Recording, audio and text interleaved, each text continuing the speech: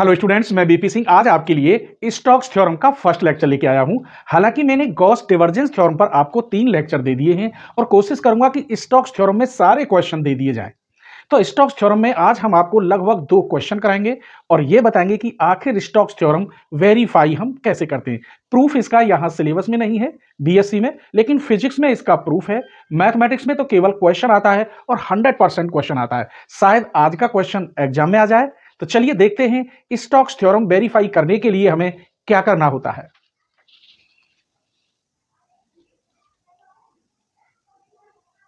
Stokes theorem is you verify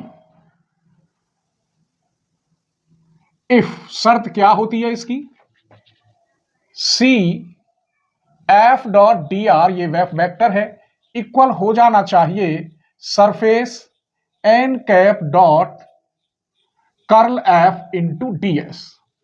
हमको question के अंदर क्या क्या दे रखा होगा वो देखिए। एक तो आपको ये वेक्टर फंक्शन दे रखा होगा F equal, vector function given होगा, और डी आर के लिए आप आर जानते हैं क्या होता है, एक्स आई प्लस वाई जे प्लस जेड के। यहां से आप कर्ल एफ निकाल सकते हैं, डेल क्रॉस एफ, और यहां से आप डी आर निकाल सकते हैं, D X I D Y J D Z के। अब ये एन कैसे निकालोगे और डीएस, ये क्वेश्चन पर डिपेंड करता है। जैसे कोई स्फीयर होता तो स्फीयर के जो स्फेरिकल पॉइंट होते हैं वो एन कहलाते हैं। उनका डिफाइन नहीं है, वो आपको याद रखने। जैसे स्फेरिकल पोलर कोऑर्डिनेट यानी एन, ये होता है sine theta cos phi i plus sine theta sine phi j plus cos theta k. और ये ds होता है स्फीयर के लिए ही, तो ds होता है sine theta D theta D phi. अगर स्फीयर की जगह पर रेक्टेंगल या स्क्वायर हो तो ये दोनों xy प्लेन पर बनते हैं। तो xy प्लेन पर बनेंगे तो z वाला जो वेक्टर होता है k, वो यूनिट वेक्टर कहलाता है। नोट, xy प्लेन पर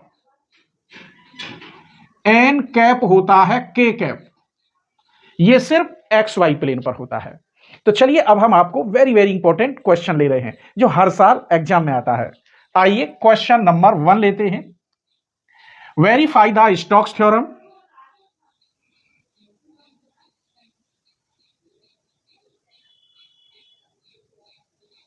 Stokes theorem for the function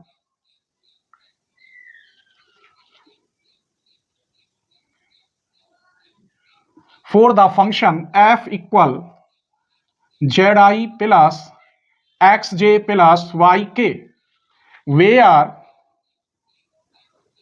the curve is the unit circle,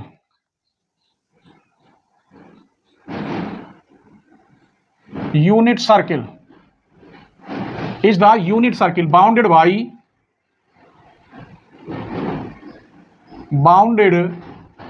the hemisphere।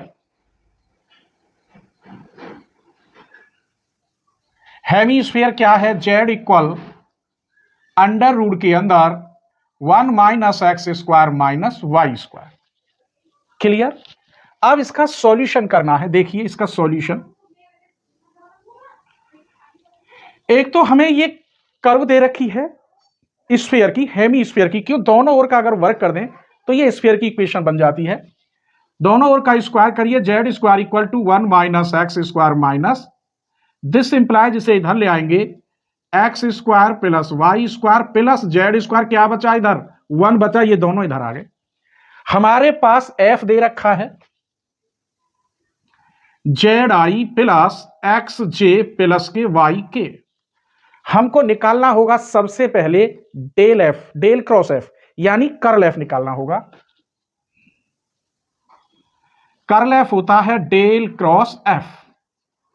तो ये हम कैसे निकालेंगे, आई जे के। यहां डेल के लिए लिखेंगे del over del X, del over del Y, del over del Z, F के दे रखे हैं यहां जेड, एक्स और वाई। यहां आप आई दबाओगे तो y के रेस्पेक्ट इसका क्या हो गया 1 और इसका z के रेस्पेक्ट 0, माइनस j दबाओगे ये वाला, इसका 0 z के रेस्पेक्ट 1 तो माइनस की 1, प्लस k दबाओगे यूं, इसका x के रेस्पेक्ट 1 ये 0। कहने का मतलब हमको मिला कर्ल f i प्लस के j प्लस के k। हमें कर्ल एफ मिल गया। ये एक स्फीयर है तो इसके स्फेरिकल पोलर कोऑर्डिनेट क्या होते हैं वो देखिए, जिसे हम एन कैप कहते हैं, sine theta cos phi i plus sine theta sine phi j plus cos theta k. और ds क्या होता है इसमें, ds होता है साइन थीटा डी थीटा और डी फाई। अब हमें लिमिट की जरूरत पड़ेगी तो वो डायग्राम बना के बताते हैं आपको। ये एक हेमी स्फीयर बना दिया, ये x y z, यहां एक्स वाई प्लेन पर ये एंगल फाई होगा जो 0 से 2 पाई लिमिट देगा सर्किल की। एंगल कितना होगा फाई, और एक्स वाई प्लेन पर z इक्वल होता है 0 तो डी जेड इक्वल भी 0 हो जाएगा। तो यहां क्या बचेगा ऊपर, मात्र X square plus Y square equal to 1। ये सेटिस्फाई होगा क्योंकि ये एंगल फाई है, तो x इक्वल कॉस फाई और y इक्वल साइन फाई रख दें तो इसे सेटिस्फाई करेगा 1 को। इसमें जो एंगल में यहां एन कैप निकालूंगा यूनिट वेक्टर, और ये एंगल हो गया थीटा, तो इसमें जो लिमिट थीटा की होगी 0 से लेकर π/2, और सर्किल की लिमिट पूरी 0 से 2 पाई होगी। क्लियर। आइए तो लिमिट भी मिल गई। हम ये पहले RHS ले रहे हैं। RHS में क्या है, double integration S N cap curl F और ds। तो थीटा की लिमिट 0 से π/2 ये थीटा की हो गई, और फाई की लिमिट 0 से 2 पाई। एन डॉट कर्ल एफ कहां, ये रहा, और एन ये रहा। आई की डॉट आई के साथ करोगे तो यहां sine theta cos phi, plus j की डॉट जे के साथ करोगे तो यहां sine theta sine phi, plus k की डॉट के साथ करोगे तो कॉस थीटा। अब हमारे पास ds रह गया, ds ये लिख दिया मैंने, साइन थीटा डी फाई। बस अब आपको इंटीग्रल करना है। देखिए कैसे। सबसे पहले हम फाई के रेस्पेक्ट इंटीग्रल करेंगे तो 0 से π/2 बचा, साइन थीटा कांस्टेंट, इसका इंटीग्रल हुआ साइन फाई, और लिमिट लोगे 0 से 2 पाई, प्लस साइन थीटा कांस्टेंट, इसका इंटीग्रेशन माइनस के कॉस फाई, माइनस खत्म करने के लिए लिमिट चेंज कर दो। यहां 0 से 2 पाई आती, लेकिन यहां माइनस था मेरे बच्चों, तो उसे पॉजिटिव करने के लिए लिमिट हम चेंज कर सकते हैं।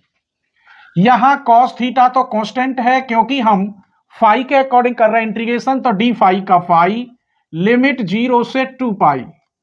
यहां बाहर आया साइन थीटा और डी थीटा। दोबारा समझ लीजिए, 5 का इंटीग्रेशन 5x होता है क्योंकि dx का वहां x होता है। हम फाई के अकॉर्डिंग कर रहे थे इसके, तो ये कांस्टेंट है, इसका हो गया फाई, ये रहा। अब यहां 2 पाई रखोगे तो 0, 0 रखोगे तो 0। साइन 0 और 2 पाई दोनों की वैल्यू 0 होती है, ये टोटल टर्म 0, 0 से π/2, ये तो टोटल टर्म 0। यहां देखिए आप साइन थीटा, यहां 0 रखोगे तो 1, माइनस 2 पाई रखोगे तो भी 1, ये भी 0 हो गया।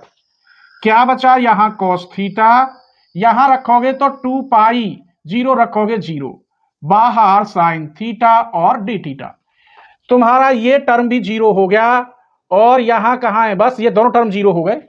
तो चलिए लिमिट 0 से π/2, ये टोटल 0, यहां बचा 2 पाई कॉस थीटा और साइन थीटा और डी थीटा। अब इसको सॉल्व करना है थीटा के रेस्पेक्ट, क्योंकि फाई तो खत्म कर चुके। मान लीजिए मेरे बच्चों साइन थीटा इक्वल x, तो cos theta D theta equal dx। 2 पाई हमने बाहर ले लिया, जब थीटा से x में चेंज कर रहे हैं तो स्वाभाविक है लिमिट चेंज हो जाएगी। तब यहां अगर मैं ये 0 लिमिट रखता हूं तो इसका मान 0 होता है, तो x की वैल्यू हो गई 0। अगर यहां π/2 रखता हूं तो इसका मान 1, तो x की वैल्यू है गई 1। साइन थीटा की जगह पर x, cos theta D theta की जगह पर dx, यहां 2π, इसका इंटीग्रेशन करिए आप, कितना आएगा, x का x² 2, लिमिट 0 to 1, यहां 1 रखोगे तो 1, सिर्फ पाई आया। कहने का मतलब ये है n dot curl F ds की वैल्यू हमें पाई मिली, हमने कहीं नंबर नहीं डाला, दिस इज द फर्स्ट। इस RHS की वैल्यू पाई आ गई। अभी मुझे ये सॉल्व करना है, तो इसकी वैल्यू भी पाई आनी चाहिए। तो मैं दावे के साथ कह दूंगा स्टोक्स थ्योरम इज वेरीफाई। आप स्क्रीनशॉट ले लीजिए। तो चलिए, हमने RHS तो निकाल लिया, इसकी वैल्यू पाई है, अब LHS निकालते हैं। उसके लिए हमें करना होगा F.dr। F की वैल्यू आपने ये निकाली है, कहां F इक्वल, ये रहा, F equal ZI plus XJ plus YK, और dr तो हम निकाल चुके हैं, dxi dyj dzk, i की डॉट i के साथ z dx, j की डॉट j के साथ x dy plus y dz, ये आपका आ गया F.dr। C F.dr equal to सी, ये z बराबर 0 प्लस xy dz बराबर भी 0।